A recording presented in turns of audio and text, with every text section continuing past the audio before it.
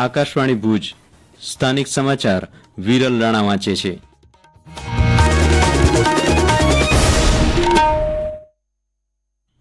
નમસ્કાર. દેશના પૂર્વ પ્રધાનમંત્રી ચૌધરી ચરણસિંહ પીવી નરસિંહરાવ અને હરિત ક્રાંતિના જનક MS સ્વામીનાથનને ભારત રત્ન પુરસ્કાર આપવાની પ્રધાનમંત્રી નરેન્દ્ર મોદીએ જાહેરાત કરી. સોશિયલ મીડિયા પોસ્ટમાં જાહેરાત કરતા શ્રી મોદીએ જણાવ્યું કે દેશના વિકાસમાં શ્રી ચૌધરી, શ્રી નરસિંહરાવ અને સ્વામીનાથનને આપેલા અમૂલ્ય યોગદાન બદલ તેમને ભારત રત્ન પુરસ્કારથી સન્માનિત કરાશે. વરસાદી પાણીના એક એક ટીપાનો બચાવ કરવા સરકાર સંકલ્પબદ્ધ હોવાનું જળ સંપત્તિ અને પાણી પુરવઠા રાજ્યમંત્રી મુકેશ પટેલે જણાવ્યું છે. વિધાનસભામાં એક પ્રત્યુત્તરમાં મંત્રીશ્રીએ જણાવ્યું કે જમીનમાં પાણીના સ્તર ઊંચા લાવવા માટે રાજ્ય સરકાર દ્વારા સુજલામ સુફલામ યોજના હેઠળ છેલ્લા 2 વર્ષમાં અરવલ્લી અને સાબરકાંઠા જિલ્લામાં કુલ 1,933 લાખ રૂપિયાની ગ્રાન્ટ હેઠળ 483 તળાવો ઊંડા કરાયા છે. રાજ્યસભાની ગુજરાતની 4 સહિત કુલ 56 બેઠકોની ચૂંટણી આગામી 27મી ફેબ્રુઆરીએ યોજાશે. આ ચૂંટણી માટે આગામી 15મી ફેબ્રુઆરી સુધી ઉમેદવારી પત્રો ભરી શકાશે. 20મી ફેબ્રુઆરી સુધીમાં ઉમેદવારી પત્ર પાછા ખેંચી શકાશે. 27મી ફેબ્રુઆરીએ મતદાન થશે. રાજ્યમાંથી ભાજપ નેતા અને કેન્દ્રીય મંત્રી પુરુષોત્તમ રૂપાલા, મનસુખ માંડવિયા તેમજ કોંગ્રેસના અમી યાજ્ઞિક અને નારણભાઈ રાઠવાનો રાજ્યસભાનો કાર્યકાળ આગામી એપ્રિલમાં પૂર્ણ થઈ રહ્યો છે. આથી ચૂંટણી યોજાઈ રહી છે. પ્રધાનમંત્રી નરેન્દ્ર મોદી આવતીકાલે પ્રધાનમંત્રી આવાસ યોજના હેઠળ રાજ્યભરમાં નિર્માણ કરાયેલા 1 લાખથી વધુ આવાસોનું વર્ચ્યુઅલ માધ્યમથી લોકાર્પણ કરાશે. મુખ્યમંત્રી ભૂપેન્દ્ર પટેલ બનાસકાંઠાના ડીસા ખાતે ઉપસ્થિત રહી આ કાર્યક્રમમાં જોડાશે. રાજ્યના તમામ 182 વિધાનસભા મતક્ષેત્રમાં કાર્યક્રમનું જીવંત પ્રસારણ કરાશે તેમજ લાભાર્થીઓની હાજરીમાં આવાસોની ચાવી સોંપણીના કાર્યક્રમો યોજાશે. કચ્છ જિલ્લામાં 6 સ્થળે આવતીકાલે આવાસ યોજનાના લોકાર્પણ અને ખાતમુહૂર્ત કાર્યક્રમમાં અંદાજે 1400થી વધારે આવાસોનું લોકાર્પણ અને 44 જેટલા આવાસોનું ખાતમુહૂર્ત કરવામાં આવશે. કચ્છ જિલ્લામાં કુલ 6 સ્થળે કાર્યક્રમનું આયોજન કરવામાં આવ્યું છે, જેમાં ભુજ અને ગાંધીધામમાં શહેરી કક્ષાએ કાર્યક્રમ યોજાશે, જ્યારે અંજાર, અબડાસા, માંડવી અને રાપર ખાતે ગ્રામ્ય કક્ષાએ કાર્યક્રમનું આયોજન કરવામાં આવ્યું છે.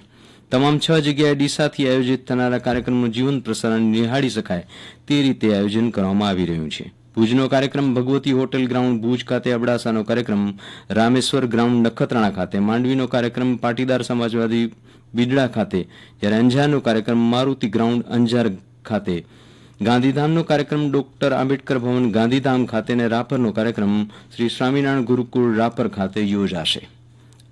આવાસ યોજનાના લોકાર્પણ અને ખાતમુહૂર્ત કાર્યક્રમ તૈયારીની સમીક્ષાના ભાગરૂપે જિલ્લા કલેક્ટર અમિત અરોરાના અધ્યક્ષસ્થાને વિડીયો કોન્ફરન્સનું આયોજન કરવામાં આવ્યું હતું. દરમિયાન પ્રધાનમંત્રી આવાસ યોજનાના લાભાર્થી પરેશ કાનાણીએ પ્રતિભાવ આપતા જણાવ્યું હતું કે આ યોજના હેઠળ અમને સહાય આપવામાં આવતા હું ભુજ ખાતે મારા સપનાનું મકાન બનાવી શક્યો છું, જેમાં હું, મારી પત્ની અને બાળકો સાથે આનંદમય જીવન જીવી રહ્યો છું. અમારા આ સપનાને પૂર્ણ કરવા બદલ હું પ્રધાનમંત્રી તથા રાજ્ય સરકારનો દિલથી આભાર વ્યક્ત કરું છું. દેશની સુરક્ષા માટે કચ્છ જિલ્લો સૌથી વધુ મહત્વ ધરાવે છે. સરહદી જિલ્લામાં સુરક્ષા એજન્સીઓ માટે અનેક પડકારો પણ જોવા મળે છે, ત્યારે તમામ સુરક્ષા એજન્સીઓ વચ્ચે સંકલન હોવું અનિવાર્ય છે. ત્યારે રમતગમતના માધ્યમથી સંબંધ, સંવાદ અને સંકલન વધુ મજબૂત કરવા સ્પોર્ટ્સ મીટનું આયોજન કરવા બદલ પશ્ચિમ કચ્છ પોલીસની સમગ્ર ટીમ અભિનંદનને અધિકારી છે. આજે પશ્ચિમ કચ્છ જિલ્લા પોલીસ દ્વારા આયોજિત સ્પોર્ટ્સ મીટના પ્રારંભે ભુજ પોલીસ પરેડ ગ્રાઉન્ડ ખાતે ગુજરાત રાજ્ય પોલીસ મહાનિદેશક વિકાસ સહાયે આ મુજબ જણાવ્યું હતું. બાદમાં વિવિધ સુરક્ષા એજન્સીઓના અધિકારીઓ સાથે બેઠક કરી હતી, જેમાં સુરક્ષા સંકલન સહિતના મુદ્દાઓ પર ચર્ચા કરાઈ હતી. આ બેઠકમાં border range IG J R. Mothaliya, Kutch જિલ્લા કલેક્ટર અમિત અરોરા ઉપસ્થિત રહ્યા હતા. રાજ્યમાં આવતીકાલ અને 11 ફેબ્રુઆરી દરમિયાન દરેક ગામ અને શહેરી વિસ્તારોમાં ગાંવ ચલો અભિયાન યોજાશે. આ કાર્યક્રમ અંતર્ગત રાજ્યના મુખ્યમંત્રી ભૂપેન્દ્ર પટેલ આવતીકાલે બનાસકાંઠા જિલ્લાના જલોત્રા ગામે કાર્યકર્તાના ઘરે જઈ રાત્રિ રોકાણ અને ભોજન કરશે તેમજ કેન્દ્ર અને રાજ્ય સરકારની વિવિધ યોજનાઓની માહિતી આપશે. આ ઉપરાંત પ્રદેશ ભાજપના પદાધિકારીઓ, રાજ્યના મંત્રીઓ, ધારાસભ્યો અને તાલુકા જિલ્લાના હોદ્દેદારો પણ આ અભિયાનમાં જોડાશે.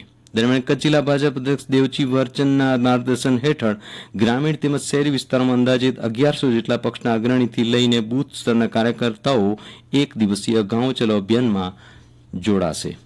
અને આ સાથે સ્થાનિક સમાચાર પૂરા થયા. નમસ્કાર.